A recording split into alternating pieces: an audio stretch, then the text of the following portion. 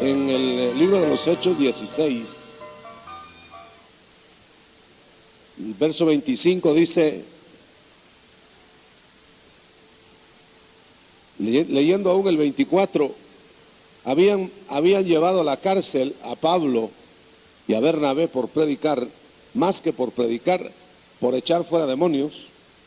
Lo habían llevado a la cárcel de más adentro, apretado en el cepo. Eso quiere decir, estaba en el peor castigo de aquellos días.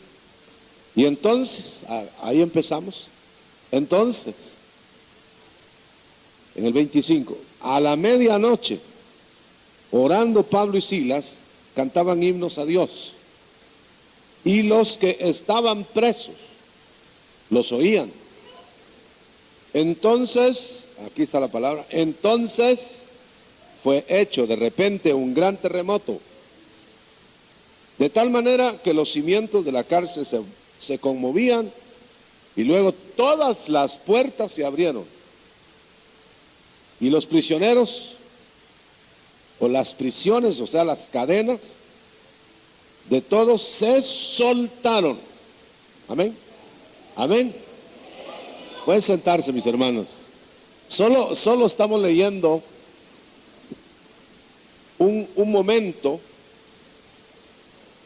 de la vivencia de la iglesia, del poder de la alabanza, del poder del canto, cuando realmente lleva en sí toda la esencia de la devoción del cristiano.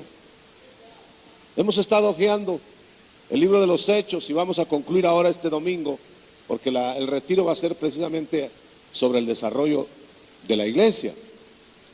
Pero ahora vamos a ver un cierre de lo que la iglesia está programada a hacer. Usted sabe que hay mucha pregunta continua, aún de los mismos cristianos. Realmente, ¿qué es lo que tiene que hacer la iglesia? Lo que tiene que hacer la iglesia está descrito. No lo deja Dios a la imaginación humana. Es muy curioso que la misma estructura de la iglesia, la estructura del culto, no se deja a la mente humana. Usted sabe que si usted viaja por muchos países, aún el mismo cristianismo es diferente en cada región. El culto es diferente. Las religiones falsas que han sacado de la verdad adorativa a Dios una distorsión grande, las encontramos que hacen su culto a su manera, cada uno. Y Dios no está dispuesto a recibir cultos inventados. Amén. Desde que Caín hizo su altar a su manera, Dios lo rechazó. Y eso estamos hablando del hombre. ¿Qué rechazaría Dios antes del hombre? ¿Qué milenios de cultos rechazaría? Y por supuesto, aceptaba también. O sea que la esencia de este asunto es que si el Señor se tomó la molestia, no es molestia, pero humanamente hablando, de detallar cómo debe ser el culto, en qué forma, qué es lo que tenemos que llevar, qué es lo que tenemos que hacer, pues es para atenderlo. Yo no veo por qué iba a estar el Señor siendo tan meticuloso para hablar de un arca, dando las instrucciones mínimas hasta las medidas al centímetro, para que Noé la hiciera como a él se le ocurriera. Yo creo que no hubiera habido salvamento. Ya lo hemos dicho otras veces, si a Noé se le ocurre, bueno, ¿por qué una puerta? Mejor hagamos dos. ¿Y por qué esta dimensión es una ventanita arriba, muy poca luz? Hagamos unas 4 ventanas. Entonces ya no es el plan de Dios. Amén. Amén. A mí me impresiona mucho que cuando el Señor ordenó a Moisés hacer el tabernáculo, a cada rato le preguntaba, ¿lo estás haciendo conforme al plano que te di? Y es más, cuando ya lo terminó, todavía le preguntó, ¿Lo hiciste conforme al plano que yo te mostré? Sí, Señor. Entonces el Señor inspeccionó el tabernáculo y lo encontró como Él dijo. Entonces descendió la nube. Es decir, la nube de Jehová no desciende solo porque se le ocurra al hombre, ni va a descender en cualquier sitio. El Espíritu Santo, cuando vino a morar por primera vez a la tierra, había un templo fastuoso en Jerusalén. Había un templo tan hermoso que dicen que no ha habido edificio como ese, y eso que era reconstruido del de Salomón. Sin embargo, el Espíritu Santo descendió para morar en la tierra y pasó por alto el templo. Eso a él no le impresionaban las columnas del templo y el lujo del templo.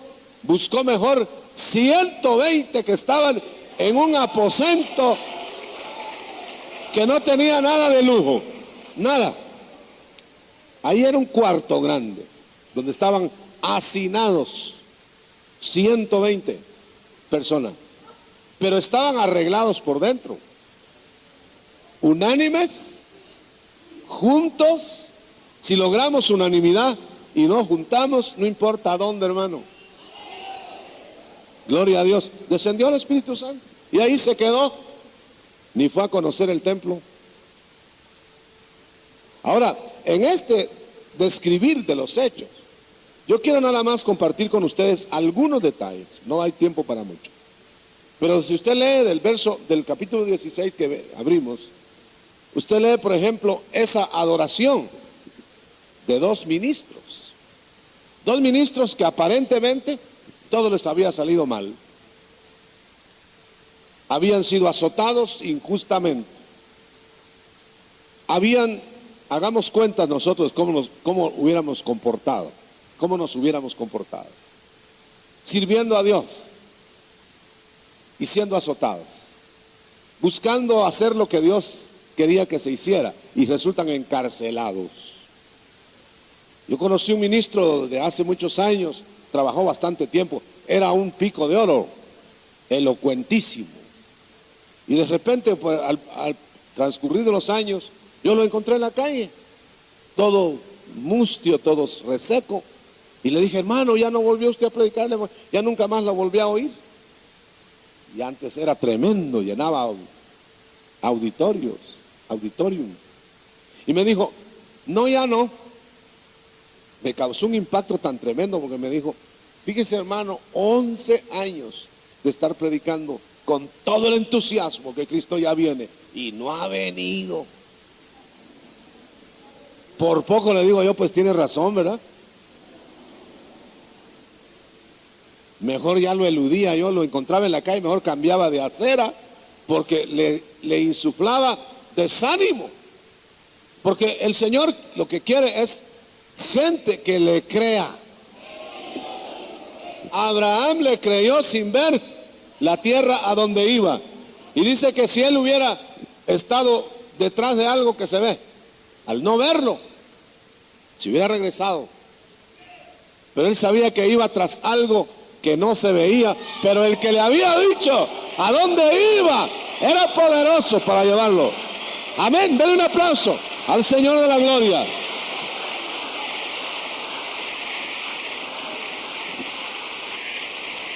Gloria a Dios. Gloria a Dios. Bueno, pues aquí tenemos a un Pablo y a un Silas. Fíjense que modernamente la iglesia, y eso lo digo con toda libertad porque sé por qué lo digo, la iglesia modernamente, o no sé si iglesia moderna, canta como que fuera show. ¿A quién le canta? Si le canta a Dios, no le va a impresionar con voces de Caruso y de super soprano, aunque es bueno cantar bien, y es mejor oír a uno que canta bien que a uno que canta mal, ¿no le parece? Pero ¿a quién le canta? La iglesia. Una vez casi caigo yo en la trampa, hermano. Me dijo un ministro de esos que arreglan las cosas y las desarreglan, las dejan peor. Dice, hay que darle al mundo lo que quiere el mundo para atraerlo, dice. Si es música de rock, pues démosle rock para que venga. Y aquí adentro le decimos que el rock no vale. Y le dije, ¿y también a los ladrones hay que robar para irlos a traer? Ahora, usted sabe una cosa, hay que cantarles con su música. ¿Será ese el plan de Dios en el culto? Mire la iglesia, mire acá, el Señor me dio este pasaje. Me dijo, ¿a quién le cantaban? Pablo y Silas. No le cantaban ni siquiera a los presos. No estaban conmoviendo presos. No estaban tratando de impactar presos, bandidos que estaban ahí. Lo que estaban haciendo era alabando a Dios porque les había tenido dignos de padecer. Aleluya. Pero los presos, que sabían que los que metían a la cárcel solo palabras de 7 pisos malas dicen, y que blasfeman y que injurian al cielo y ponen rótulos obscenos, cuando vieron a estos presos raros, presos que azotados, y eso que no sabían que era injustamente, presos que golpeados y en el cepo, cantaban a Dios, a Dios. Cuidado, hermano, todo lo que hagamos como iglesia tiene que ser a Él. Que nos oigan prisioneros, eso ya es agregado. Que admiren el buen desempeño, magnífico. Que digan qué bien repasan, qué dedicados, qué precioso, qué conjunto más armonioso, también está bueno y no se lo crea mucho. Pero ¿a quién le canta? Si usted le canta a Dios, si usted se expresa para Dios, si usted lagrimea para Dios, Dios va a tocar gente. Amén. Eso es lo que dice. Mas a medianoche, bueno, cantaban himnos a Dios. Bueno, y los presos los oían. Pero no era para que los oyeran los presos. Usted nota la inversión de valores. Si usted canta para que le oigan, ya tiene la paga ahí. Si usted canta para que Dios reciba su agradecimiento, de agregado le va a poner gente que le va a llegar por el canto. ¿Cuántos están de acuerdo conmigo? ¿Está de acuerdo en eso? Gloria a Dios. Bueno, pues fíjese, hermano, que a la medianoche el canto no se contentó, la alabanza no se quedó en que presos fueran conmovidos, sino que hizo terremoto. ¿Y qué era el objeto del terremoto? No era nada más una señal así suelta. Era para que todos fueran libres, para que se mostrara el impacto de la alabanza a Dios. Y fueron libres, aunque no se fueron los presos, pero fueron libres de las cadenas, fueron libres de todo, y si hubieran podido ir. Y hubo una redada tremenda de conversiones ahí. Entonces la iglesia no tiene que preocuparse tanto de alcanzar a fulano, a sutano, mengano, porque al fin y al cabo el que tiene la lista es el Espíritu Santo. Usted encárguese de ir para adelante dando y dando y dando y dando. Ahí que se vengan los presos, que se vengan los carceleros. Esa noche estaba tremenda, hermano. Estaba tan tremenda que con el terremoto, el más duro de todos, que era el torturador carcelero de Filipo, se rindió. Él observó qué prisioneros más raros, cada azotada, gloria a Dios. Otro azote, amén. Y cuando nosotros nos pisan el callo, ¿qué decimos? No me va a decir que dice aleluya y gloria a Dios. Nos falta mucho, hermano, nos falta una buena mano. Gloria sea al Señor. Cuando quizá uno haya logrado entrar en esas áreas así, y que truenan las cárceles y que se derrumban los techos por la alabanza, entonces la iglesia sí avanzó bastante. Yo no he visto todavía eso en tierra. Se va a ver. ¿Cuántos creen que se va a ver eso? ¿Con nosotros o sin nosotros? Depende si nos damos o no, ¿verdad? Ahora, hay una pregunta que usted debe notar en estas páginas que hemos estado abriendo. Por ejemplo, ¿qué debo hacer yo para ser salvo? El otro día alguien me dijo, me dijo, mire, me dijo, ahí lo oigo esas transmisiones, el tumulto y la bulla que hacen. Bueno, eso ya me lo sé de memoria, que me dicen eso. Pero me dice, pero qué tan fácil hacen creer en, es decir, salvarse, me dice. Dicen que pasen y ya están salvos, me dice. Y viera a mí cómo me ha costado y todavía no sé si soy salvo, me dice. Cada quien habla en la feria como le va, ¿verdad? Ahora, entonces es una buena pregunta. ¿Qué hago yo para ser salvo? Este era un torturador, un sicario, el que está haciendo la pregunta. No era un teólogo, mucho menos. No era un asistente de iglesias. No era una persona que había deseado salvarse. Ni siquiera sabía que había salvación. Pero ahora con el terremoto, con la forma del terremoto, con la amenaza de que lo iban a matar, porque al carcelero que se le iban los presos, lo mataban. Entonces él dijo, me quedan pocos minutos de vida, se me fueron todos los presos, estos son hombres extraños, este Pablo que acabo de azotar y torturar y este otro Silas, les voy a preguntar si hay que hacer algo para irse de esta vida bien. Hasta los bandidos se arrepienten, ¿verdad? En los terremotos. ¿Quién se arrepintió por bueno? ¿Quién de ustedes llegó, Señor? Aquí te traigo mi noble corazón. ¿Cómo se arrepintió usted? ¿No lo traían azotadito? ¿O no? ¿No? Hermano, ¿quién vino como con gusto? Y yo lo voy a felicitar porque son casos raros. Casi todos venimos en el valle.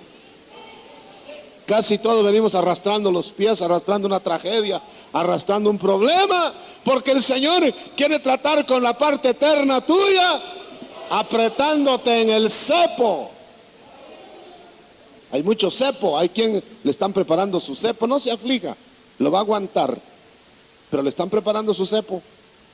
Si no se ha arreglado, si no se ha enderezado, si no se ha metido, le están preparando su cepo, no para matarlo, para que se rompan todas sus cárceles. Bueno, mire acá, hermano, ¿qué debo hacer para ser salvo? ¿Qué contestaría la iglesia de todos los lugares de hoy?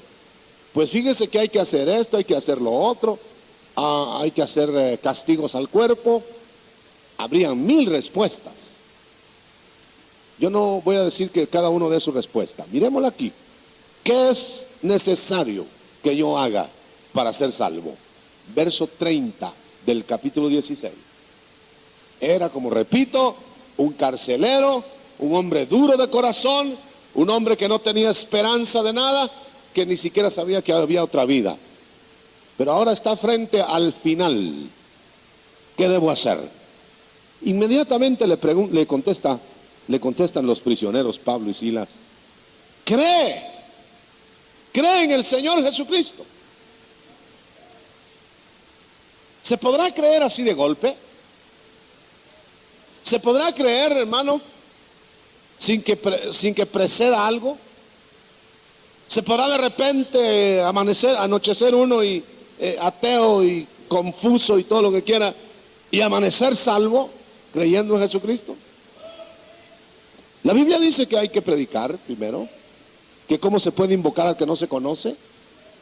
Pero aquí me impresiona que las ejecutorias de la iglesia viva, iglesia que no le hacía mella ninguna oposición, hace que un hombre duro abra su corazón. Yo creo que la iglesia debe llenarse de hechos conmocionales. Si la iglesia tuviera realmente gente que ha sido conmocionada, no emocionada nada más, otra cosa sería, hermano. La iglesia sería una iglesia que da a Dios y no solo una iglesia que le pide.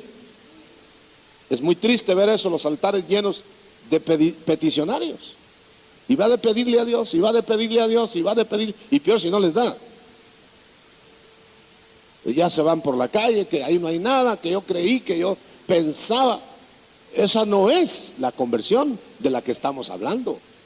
La conversión que estamos hablando es a la manera, aunque sea distinto externamente, es el mismo fondo, impreso en el espíritu muerto, la vida de Jesús.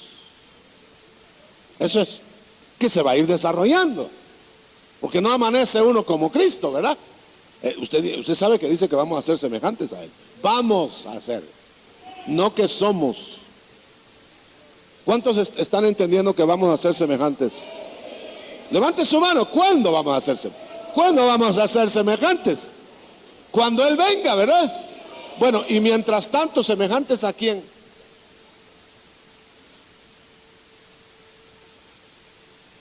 ¿A quién me pareceré yo? ¿A quién se parecerá usted? A nosotros mismos, dice la hermana por ahí. ¿Ah? Mire, hermano, mientras vamos a ser semejantes a Él, ¿a quién nos pareceremos? Ahí está el asunto. Depende de la entrega. Porque en un principio, hermano, ¿qué cosas nos tiene que quitar el Señor? Y cuando tal vez ya estamos siendo edificados a cierta altura, volvemos a derrumbarnos, porque somos así. No hay quien me diga que no se ha derrumbado alguna vez. Pero hermano, la iglesia del Señor debe tener tal impacto en el mundo, que el mundo se conmueva como el carcelero. Ahora, haga la imagen, haga la idea. ¿Estará la iglesia conmocionando al mundo? Ya no digamos usted personalmente, yo personalmente, la iglesia. ¿Influye la iglesia en tu localidad? ¿Influyes tú en el barrio? Ahí está el asunto. Nosotros vamos a ser personalidades semejantes a Cristo. Aunque mire que cuesta decir eso. Porque ¿quién lo va a creer así? Nos ven todos apachurrados. Imagínense que Cristo pasaba y los demonios temblaban y se iban, hermano, y los demonios se le humillaban y no nos eches y no nos destruyas. Y así va a ser la imagen nuestra. Pero ahora ven una cantidad de cristianos que van corriendo como persiguiendo a alguien. ¿Qué? Los van persiguiendo a ellos, los demonios. Y ahí encontramos testimonio: me botó el diablo. Y un demonio así chiquito también me botó. Y me botaron todos los demonios que pasaron. Hermanos, estaremos a merced del enemigo. ¿Será la iglesia un cuerpo que el enemigo puede manosear? De ninguna manera. Aleluya. Tenemos un capitán invicto que dice: porque yo vivo, vosotros también vivís. Aleluya. Gloria a Dios. Un aplauso fuerte, fuerte. Por Él vivimos, de Él somos. Aleluya. Gloria a Dios. Gloria a Dios. No importa. No importa si nos han azotado.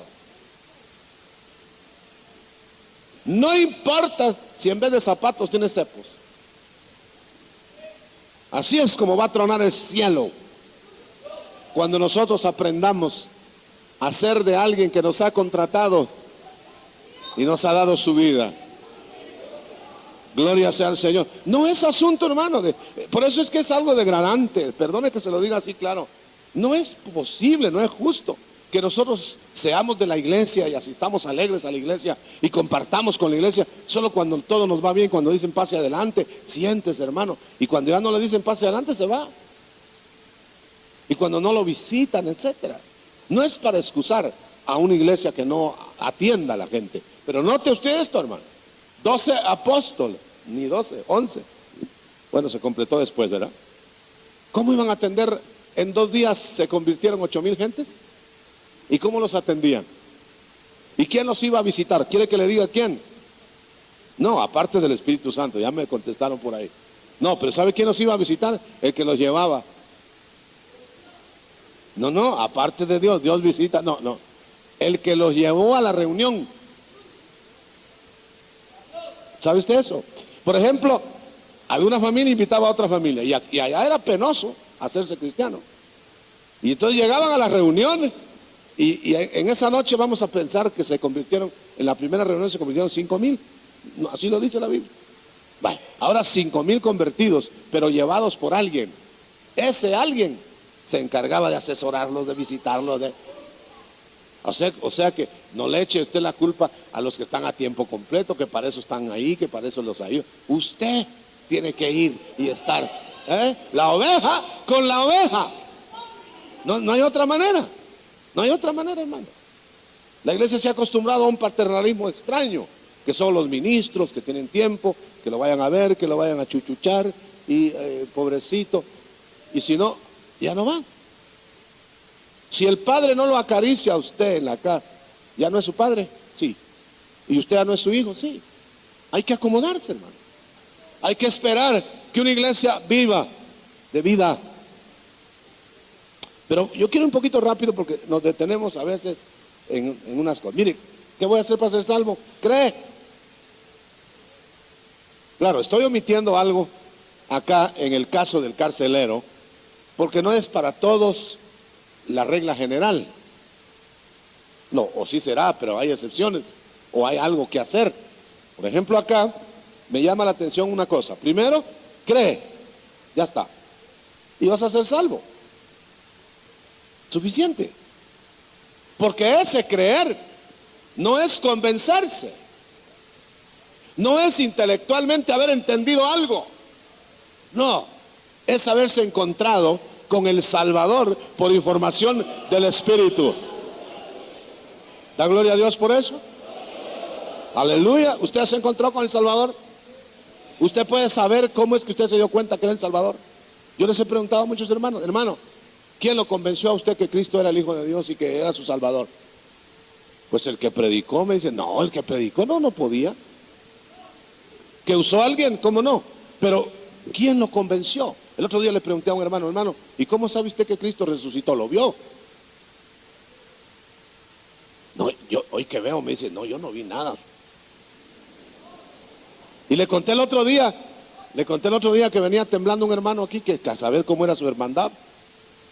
Temblando venía, hermano, pálido venía, hermano. Y me dijo, hermano, no sabe la noticia. Yo creí que se había hundido el mundo o algo. Mire, me dijo, llevaba el recorte, hermano. Dice aquí, en Jerusalén, fechado en Jerusalén, han encontrado en una tumba el cadáver de Cristo. Y se me quedó mirando, y no le asusta, me dijo. A mí no, le dije, yo sé que Él vive, yo sé que Él resucitó, que Él palpita acá, aleluya, y Él con su papelito temblando. ¿Dependemos de información mental? No, hermano, no. Tiene que haber habido un impacto que te hiciera creer. Hay quienes quieren adornar la cosa, no sé cómo la hacen, para que el ladrón aquel de la cruz aceptara, creyera en Cristo. Unos dicen que fue que Dios le manifestó a Jesucristo de otro modo que como lo estaba mirando, que lo vio como rey, que lo vio transformado, que le dio una visión, no dice la Biblia, yo no sé. Otros dicen, mire, como él nunca había ido a una iglesia y nunca había contemplado nada celestial, era un bandido hecho y derecho, asaltador, vio el rótulo, el rey de los judíos, en 4 idiomas, no sé cuántos idiomas. Y él creyó, dice, a la palabra escrita. Puede ser. Pero una cosa sé, que no fue él el que de sí mismo creyó.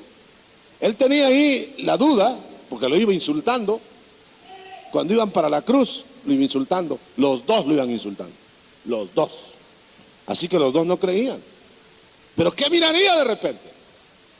Para creer, hermano. Esa es la bendición. Entre millones de personas donde tú has nacido, hermano, donde tú hayas crecido, entre millones de personas se te revela a ti, hermano. Y a otros no se les revela. Y a lo mejor el otro es hasta más correcto que tú. Y dices tú, pero a mí se me reveló. ¿Se le reveló ya? Porque anda buscando lo perdido. Si estabas bien perdido, se te reveló. Pues sí, porque de otra manera, ahí estaría uno viendo. Y uno que es tumba, no se puede por intelecto. Entonces por eso la cruz se tuvo que hacer locura, ridiculez. Cualquier que acepte un ridículo de esos es porque algo le dijeron, hermano.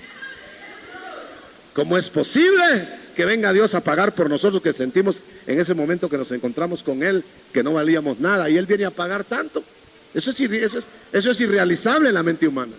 Pero un Espíritu Santo con una iglesia viva, con una iglesia que da efectos dignos de arrepentimiento, transforma a los carceleros. No pretendamos convencer a la gente con palabras bonitas, un buen diccionario, hablarle difícil, porque no es así, hermano. Definitivamente por eso la iglesia se tuvo que llenar de poder y de espíritu para ir al mundo, porque no podía ir con palabra humana, aunque fuera la verdad. Cristo trajo la verdad. Moisés llevó la verdad a Egipto, pero fue la vara y fue las señales de Cristo las que imprimieron la veracidad del evangelio. Gloria a Dios. Por eso el evangelio tiene que ser vivo, completamente vivo. Ahora, aquí en este pasaje hay algún obstáculo, algún estorbo. Vamos a ver, ¿será que inmediatamente, según el pasaje, cuando la iglesia predique a Cristo en esa forma, será que automáticamente la casa de la tal persona se va a salvar? Cree en el Señor Jesucristo y serás salvo tú, estamos de acuerdo. ¿Y tu casa? ¿Cómo está eso?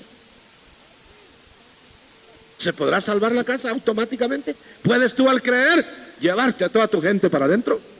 Eso es lo que parece decir, pero expliquémoslo. Hay tales impactos colectivos a veces, de familia, que toda la casa se viene creyendo. Hay quienes no, hermano, en la casa de Betania, allá en los tiempos de Cristo, tenemos a un Lázaro que siempre sale corriendo cuando Cristo llega a la casa. Y tenemos una Marta media creyente, ¿verdad? Más creyente de cocina que creyente de alma y de corazón. Pero tenemos una María entregada. Amén. Una María que aunque no entendía, se aguantaba. Y oía de Cristo, y oía de Cristo. Y por eso fue cuando Cristo llegó a la muerte de su hermano. No se inmutó María, allí ahí estaba, sabiendo que algo, el Señor tenía un plan específico. Marta le reclama, Lázaro está en el fondo de la tierra y María está impertérrita ahí. Y cuando Cristo llega no le dice más que, si hubieras estado aquí mi hermano no hubiera muerto, pero se lo dice llorando, como diciendo, estoy conmovida, ¿qué irás a hacer? Y a ella fue que por ella fue que hizo eso, milagro. Entonces yo le quiero decir con esto, que depende de la entrega de la casa. ¿Vas a ser salvo tú y tu casa? ¿Qué vas a hacer en tu casa? ¿Qué luz vas a dar en tu casa? ¿Y qué respuesta van a dar los de tu casa? De eso va a depender. En este caso, ante el terremoto, ante la salvación del padre, de la familia, ante el cambio del hombre, toda la casa se vino para adentro. Pero hay una cosa que me llama la atención que la iglesia ha pasado por alto, en casi todos los lugares que yo conozco. ¿Por qué le sacan el cuerpo al bautismo de agua? Y yo me lo pregunté una vez. Fíjese que hay personas, hermano, que pasan un par de años, un par de 3 años, y no se han bautizado en agua. Y sin embargo pasaron así, con las manos levantadas. A ver, ¿quién levanta la mano y acepta a Cristo? Cosa que no se pide en ninguna parte de la Biblia. Ah, pero eso sí, pasó con las así. Como que la mano salvara, ¿verdad? Y hay quienes, si no pasan con la mano levantada, no han aceptado. Eso no es nada. Usted se ha fijado que ya no hemos insistido necesariamente que levanten la mano, es para que los diáconos lo miren y lo ayuden. No, ya Dios ya lo vio adentro, desde que está viviendo el corazón ahí, ya lo está recibiendo ahí donde esté. Ahora, si lo queremos afiliar y lo queremos conocer y queremos visitar, que levante la mano. Pero ¿cuál era la señal de la iglesia primera? A los que creían, los echaban al agua. Ahora note, ¿por qué? Esta es la oportunidad para explicarlo. Porque el bautismo de agua no es una mojada, nada más. El bautismo del agua es un símbolo claro de que el agua, como está bañando el cuerpo y lo mete todo adentro, se mete todo adentro, está el Espíritu lavando la conciencia. Entonces es una administración. De ahí puede salir liberado, De ahí puede salir no solo salvado por la sangre de Cristo, sino además corroborado, hasta con dones puede salir de ahí. Entonces, ¿para qué retardarlo? Y a mí me han dicho 1 año de explicarle y otro año para ver si entendió, y en el año ese se muere.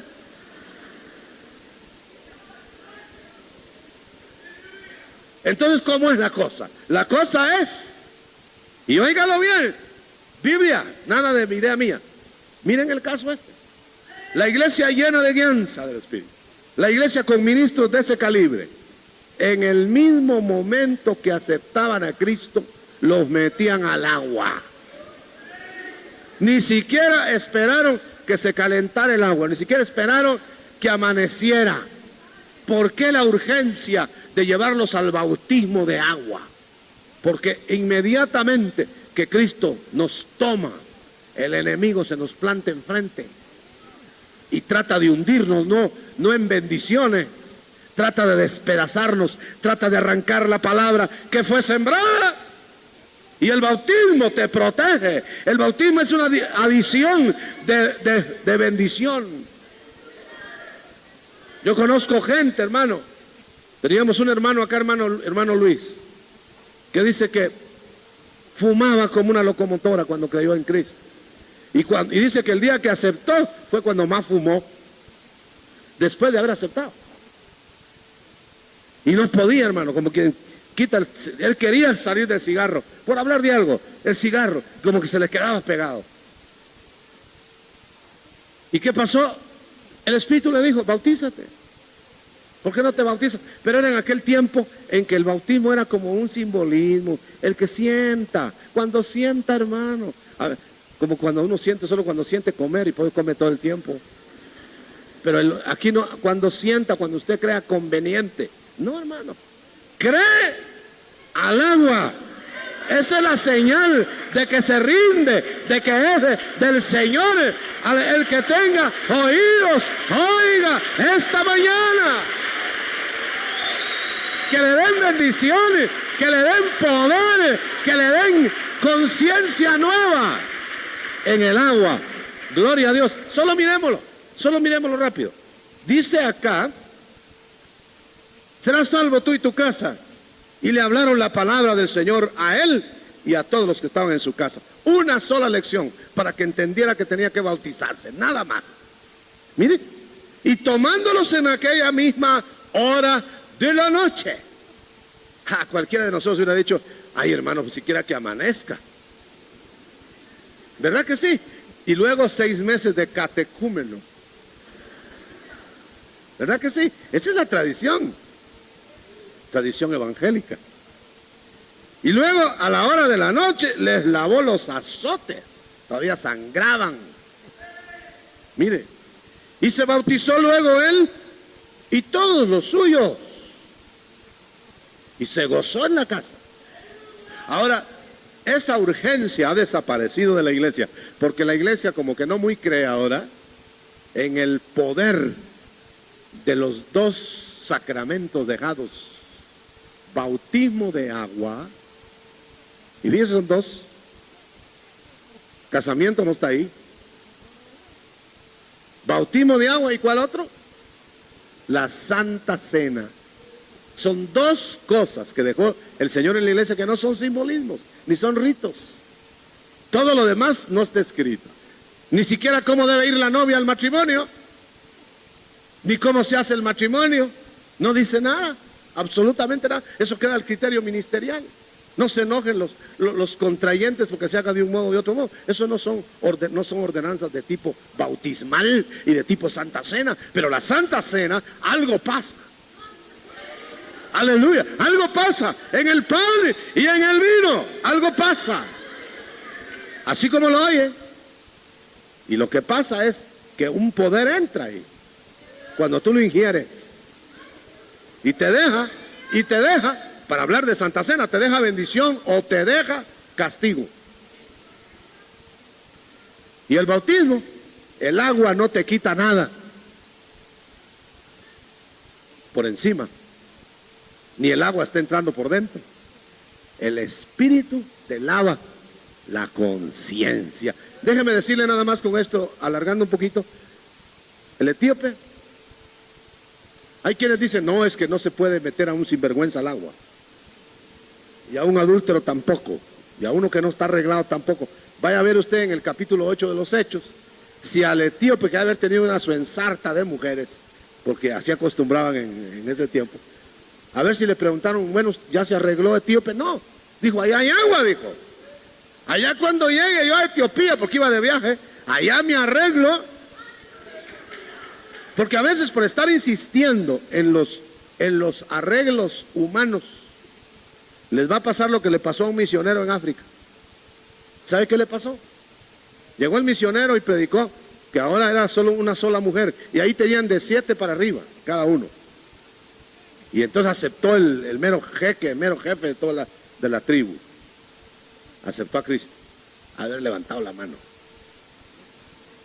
Y entonces el misionero insistió tanto, te tienes que arreglar, solo una mujer, así como vivimos nosotros en Occidente, que va, dijo él, pero tal vez él sí. Pero insistió tanto que el otro que no entendía nada le dijo, muy bien, la próxima vez vengo arreglado. No lo quiso arreglar en las cosas de otro modo, se fue. A los 8 días, no sé cuánto tiempo, llegó otra vez a la iglesia. Y le dijo, ya vengo arreglado. Te quedaste con la mujer que amas, ¿verdad? Con la única que puedes. Sí, las demás las maté. El pobre misionero se fue a llorar por la matanza. Nosotros no tenemos que arreglar nada por fuera, hermano. Ahí deje. Una vez yo cometí un error del cual me lamenté mucho. Yo conocía la vida de una persona que llegó al frente llorando, hablando en lenguas inclusive, en una noche. Y la vi, dije, oh, a esta es una adúltera, dije. Y tiene una vida, pero ahí, tápenla, que se haga a un lado, que no la miren muchos. Bueno, ¿y quién me decía a mí que no se había arrepentido ahí? ¿Verdad? En cambio yo la juzgué, tiene que arreglarse primero. ¿Cómo va a ser que reciba el bautismo? ¿Cómo va a ser que esté hablando en lengua? No, no es posible. El Espíritu Santo no puede descender sobre una persona inmunda. Miren las conclusiones ministeriales, a veces. ¿Qué hermano estaba? Después vi que estaba bien convertida y bautizada y avanzando en el Señor. Y yo tuve que decirle, Señor, perdóname. Porque hermano, nosotros no sabemos lo que el Espíritu puede hacer en 5 segundos. ¿Cuántos dan gloria a Dios? ¡Aleluya! En 5 segundos. Limpia, llena. Metamos al paquete completo a la gente. Ya se me fue el tiempo, hermano. Bueno, nada más le voy a decir algo más que la iglesia tiene que hacer. Lo demás se lo digo en el retiro. Ahí viene, hermano. Aleluya. Había gozo en la casa del carcelero. Miren nada más conmigo esto. Ya vamos a cerrar. Dicen algunos, porque aquí habla, dice en el verso 9, 18:9, no, antes, vamos a ver, en donde dice que Silas y Pablo eran profetas. Y hasta se me perdió la cita por estarle hablando de otras cosas. Dice que Pablo y Silas también eran profetas. Si alguien me ayuda hallándolo, 15:32, muchas gracias, se me voló la página aquí. 15:32, mire cómo dice, vamos a ver, es que era bien atrás, por eso no lo hallaba, ¿verdad? 15:32. Judas también y Silas, como ellos también eran profetas. Yo voy a cerrar con eso, porque yo voy a hacer una pregunta muy capciosa tal vez, o si no es capciosa, tal vez indiscreta. ¿Cuántos creen que hay profetas en la iglesia de Cristo? No, pero quiero ver las manos. ¿Usted cree que hay profetas? Entonces usted debe creer que Dios habla hoy, ¿no? Aparte de lo que escribió. A ver, levanten la mano los que creen que Dios habla hoy. Si yo creí que venía a convencerlo, hermano, ya usted me puede convencer a mí. Entonces note una cosa. ¿Por qué la iglesia tradicional se opone a los profetas? Si la iglesia que estamos leyendo, que es la misma, tenía profetas. Dice alguien por ahí, que ya está predicando fuerte por todos los medios, que los profetas no deben existir ahora, porque eran solo para escribir el canon. Oiga bien el argumento. Ese cuentecito yo me lo creía antes también. Pero oiga, hermano, entonces ¿qué hacían estos profetas en la iglesia? Escribiendo el canon. Dígame usted, ¿qué de lo que dijo Silas está en el canon? Y era profeta. ¿No hay nada? Entonces, ¿para qué habló? ¿Y de parte de quién habló? En la iglesia, si sobran los profetas. ¿Sabe de parte de quién habló? De parte del Espíritu Santo. Nada más. Dios Espíritu Santo. Y óigame, para consumo del momento. Porque no todo lo que se dijo por profetas está escrito. ¿Acaso está escrito lo que decían y que han de haber hablado con ganas? Porque consolaban con abundancia de palabras. Las 4 hijas de Felipe que profetizaban. ¿Dónde están las profecías de ellas? Entonces no era para escribir el canon. Era para la necesidad diaria de la iglesia, que necesita que el Espíritu de Dios le hable. ¿Qué sería de nosotros, hermano, si el Dios de la gloria no nos hablara ahora? Yo vi con mis ojos intervenciones del Espíritu como esta que le voy a contar. Pero con mis ojos. No me lo dijeron. Un pastor estaba predicando con poder, un hombre tremendo, hermano, con un ministerio extraordinario. Y yo vi que se acercaba, era nuevo, yo empezaba, hermano. Y se le acercaron 3, 4 diáconos por ahí. Y le dijeron no sé qué. El pastor se puso pálido. Ya casi no iba a seguir predicando, pero sacó fuerzas de flaqueza y siguió predicando y iba a ver para la puerta. ¿Y sabe qué había pasado? Que uno de los que se acercó recibió aviso del Señor. Dile al pastor, audiblemente, dile al pastor que no salga por esa puerta, porque ahí lo están esperando para matarlo con un cuchillo. Y por eso fue que el hermano se puso, vale, me lo contó después. Y hermano, para confirmar bien el Señor el asunto, se fueron un grupo de diáconos un poquito crecidos,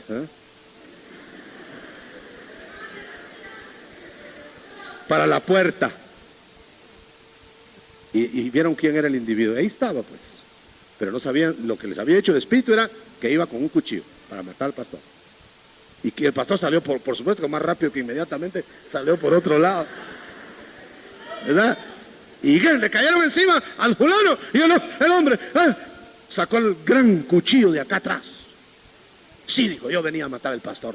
Pero qué tremendos son ustedes. Y empezó a temblar. Oren por mí, oren por mí, oren por mí, oren por mí. ¡Aleluya! ¡Es el mismo! ¡Aleluya! Yo me quedé. Gloria a Dios. ¿Y quién lo cuida a usted?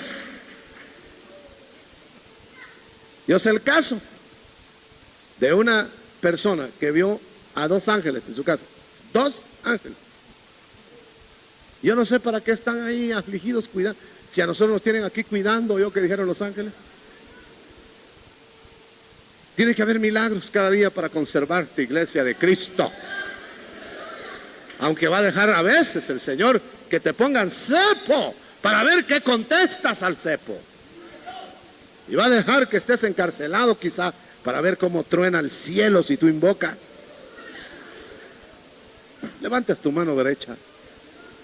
Tú perteneces a un organismo, no perteneces a una organización. Él te vela, Él te cuida, Él hace que seas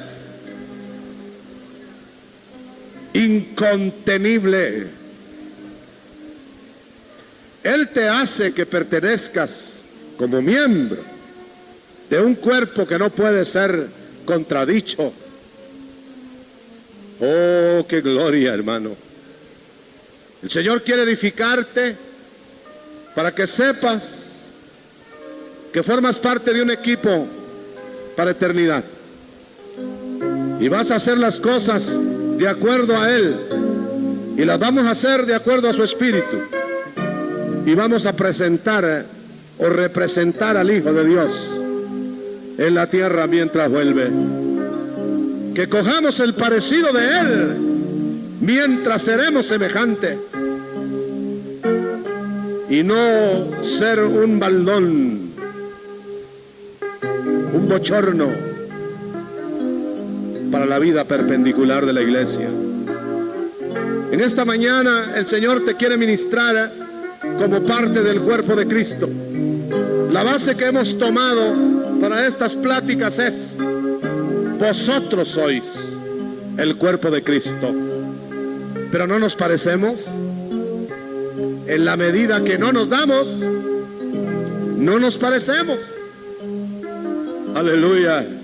¿Qué galardón irá a tener aquel que, a pesar de las cárceles y a pesar de todo eso, va a representar al cuerpo de Cristo? Y hasta los prisioneros van a creer, los carceleros se van a rendir, en cambio de que la gente murmure del cuerpo del Señor. ¿Quieres ser parte de ese cuerpo? Cree en el Señor. No cuestiones lo que Él te revela. Y cuídate de vivir la vida que se parezca a Él. Levanta tu mano, yo quiero que recibas bendición juntamente conmigo. Recibamos bendición. Recibamos bendición. Todo lo que hagamos, todo en lo que participemos, que sea para Él. Y Él va a usarnos de manera grande. Recibe bendición en el nombre de Jesús. Recíbelo en tu cuerpo. Salud del cuerpo. Recíbelo en tu alma. Salud del alma. Tu espíritu vivo lo reclama. Tu alma quiere gozarse. Tu alma quiere impactarse. Toca el borde del manto del Señor. Cree en Él. Serás salvo. Acarrearás a tu gente. Será impactada tu gente. No importa en qué momento. Oh, hermano, alaba al Señor, modula en tu garganta un canto de agradecimiento para que el Señor te llene de bendición esta mañana. Aleluya.